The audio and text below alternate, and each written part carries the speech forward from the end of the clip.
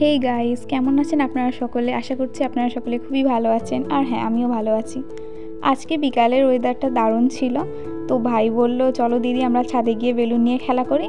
আর ভাইয়ের জেদ না শুনে থাকতেই পারলাম না, তাই ছাদে চলে আসলাম আমরা। এই যে দেখুন, আমি বেলুন নিয়ে খেলা করছি, ও আমার পিছনে ছুটছে বেলুন নেওয়ার জন্য। আর যখন ছাদে এসে খেলাই করছি, ভাবলাম একটা ভিডিও বানিয়ে নেওয়া যাক।